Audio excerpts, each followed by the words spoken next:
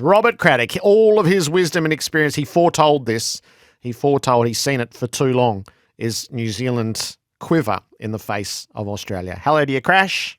G'day, Gerard. Yeah, I've really enjoyed the call from Wellington and the flavour of the ground that you brought through. Just that beautiful, almost an old-fashioned cricket ground. It came through in the broadcast. But look, it's a good point. I felt you. That's the key theme, isn't it? You said a mental block New Zealand have against Australia. It's almost the size of a pyramid, isn't it? Yeah. Like it's just one test win in 32 tests. That's incredible. You know, I was reminiscing this morning with Ian Healy about a story we had in our book, written 27 years ago, when John Wright used to come to the Australian dressing room and say, I love you guys. You guys are the absolute best. You know, I learned so much from watching you. And Heels would say, Righty, we got to play you tomorrow. And he said, the thing is, Righty'd go out the next day and make 80. Like he could be two people, but the current team can't, Gerard, they're not that good. You know, they can't be inspired. They're not inspired by playing Australia. They're daunted, aren't they? They are, and they had moments of opening. So it was perfect for the contest that they won the toss and sent Australia in, and they got them in a spot of bother and then couldn't quite close the deal on day one. It was the tactics at the start of day two, which were just daft in real time, not in hindsight, that just allowed Cam Green to control, 2 hours and 20 minutes of cricket.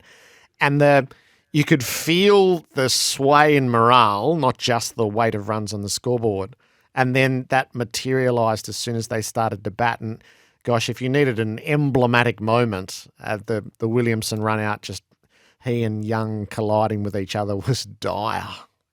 And the Williamson run-out summed up everything we say about Australia and New Zealand. I mean, Williamson is a juggernaut against weaker nations, and they said he's almost Buddha-like in his his calmness, and to be run out in such a slapstick fashion, it would only happen to him against Australia. And we've said it before and we'll say it again, against Australia, his average is now, I think, dipping below 40. It's not terrible. He's had his moments, but recently he's been poor. And against India and England, it's 36 and 37. So all the discussion about Williamson being one of the greats of the game is fine. But as we so often say, when you compare the greats, you look at what they can't do to split them. You know, who couldn't do this? And against the stronger nations, he has struggled. But against Australia, you can feel it. And your point about Southie's interesting, Gerard. No one's actually said that.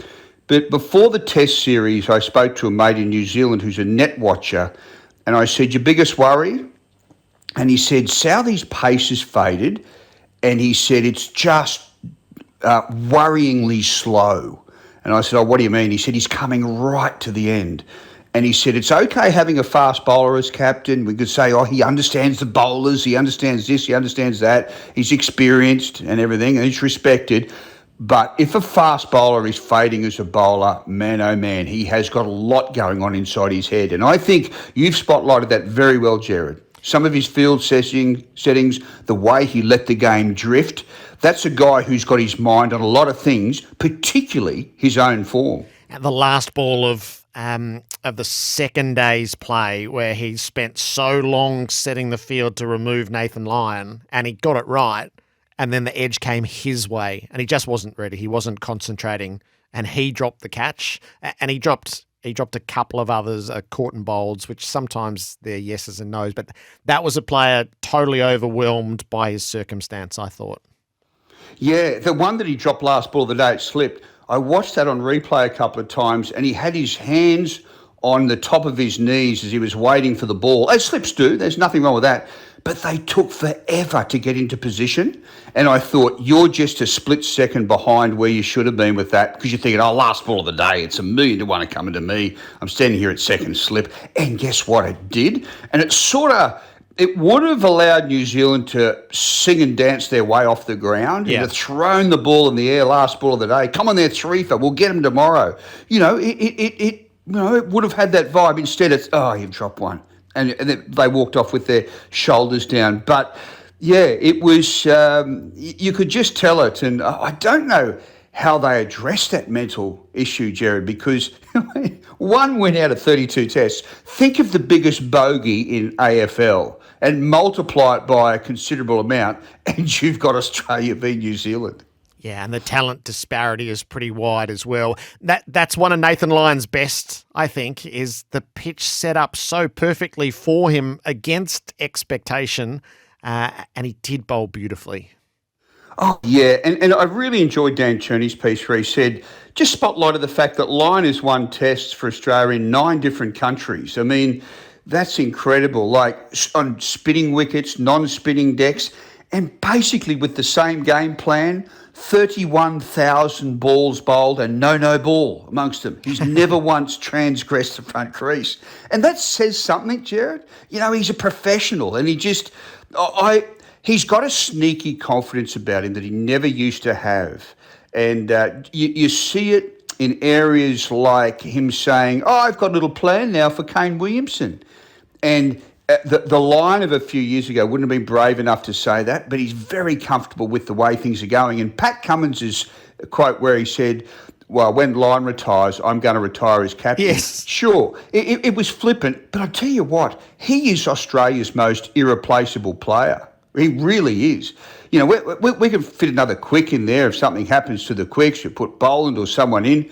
Something happens to the batsman, there'll be someone there. You know, Bancroft, one of these boys.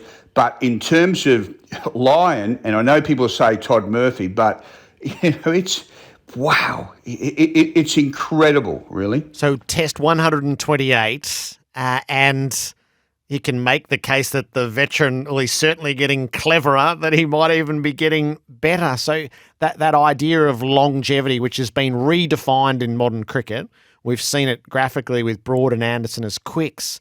What about in a spinner?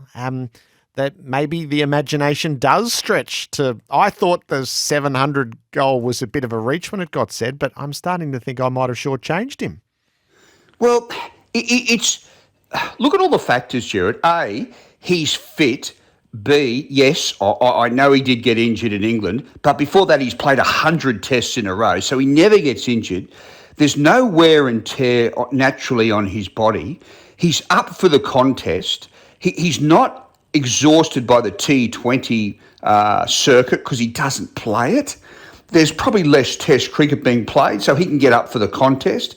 I mean, I can see him, there's no stretch at all to imagine him bowling until the age of 40 because he enjoys it so much. So, you know, it's, and his last 100 wickets have come at an average of 22. His test average is just over 30 and will probably finish in the 20s, which is a major achievement for a spinner. And I mean, you think of him perched up there over 500 wickets, and then you go all the way down to Australia's next off-spinners who took less than 150 wickets. He left them behind 10 years ago. This is incredible. And do you know what, Gerard? I have to say this. I still can't quite understand his genius. Yes, I know he goes over the top of the ball and gets bounce. I know that. And it gets up towards their batsman's gloves and he gets bat pad. But he doesn't finger flick the ball. He doesn't have a doosra or anything like that. Like, he's the most mysterious bowler, if you know what I mean. Yeah, I do. Like, I'm trying to, like, if you went and say, what's this guy's genius? Oh, well, he hits the same spot all the time. He gets a bit of bounce. But that's normally enough to take you 20 test wickets, Gerard. He's taken over 500. Like, I can't quite explain Nathan Lyon. I really can't. How significant was the green innings in your eyes? Oh, well, there was one quote he made about 4 months ago when he was batting at the Gabba Shield game at number 4 and just dominated. And he's so unassuming, the kid, but after it he said, I just find when I'm batting number 4, something sparks inside me. I prefer it. I can control a game.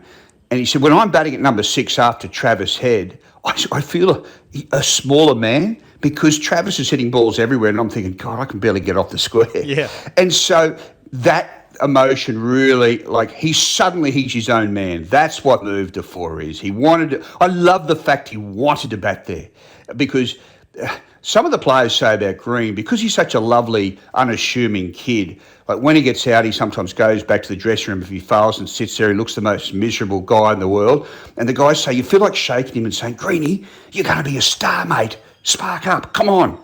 Let's feel it. But I quite like that undemonstrative element to him because he's so sincere. And, you know, there's quite enough people out there on Instagram and social media telling us how good they are. And he's bashful, Green, just plodding away. And he's probably a once-in-a-generation player. Really significant. And you know what, Gerard? And you spotted this too over there. His batting made him a better bowler. Some of his short balls were terrific. Yeah. Wow. And there was an extra 3 or 4K, I reckon, put on his bowling by how well he batted. Like he was thinking, right, I'm feeling good, I'm letting loose. It could have been the other way.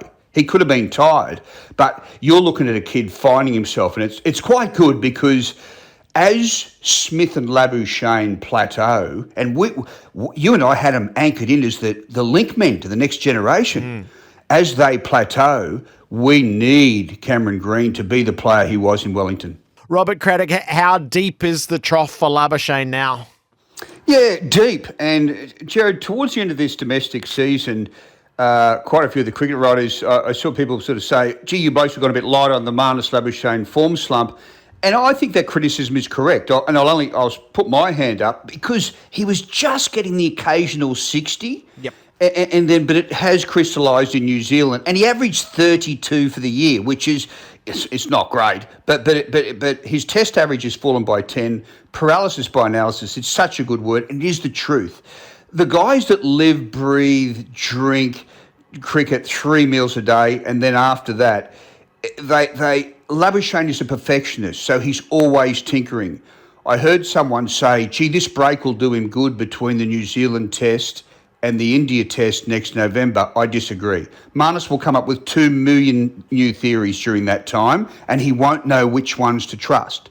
So, yeah, it is an issue. Remember a couple of years ago when we were writing how lucky he was? Yep. Well, that luck has evaporated, and it was an important part of why he was doing well. So some people think this is the real Marnus Labuschagne that's averaging in the mid-30s, and what we saw during his lap of the gods for 2 or 3 years was just Guy having an incredibly, good run. But I think the real man is somewhere in between. He will never be what he was in those 2 or 3 years, but he's better than he is at the moment. Just everything's an edge outside off stump. His second innings, you could see the angular bat, Gerard, and they fish for it now. They ask for it. They just do that 4th and 5th stump line. And it's a brutal game for him at the moment. I'm pleased, Gerard, he's taken up golf because, and you know this from your time on tour, the great players invariably just have one simple thing in common, and I'm talking about everyone, all of them. They find a way to get away from the game.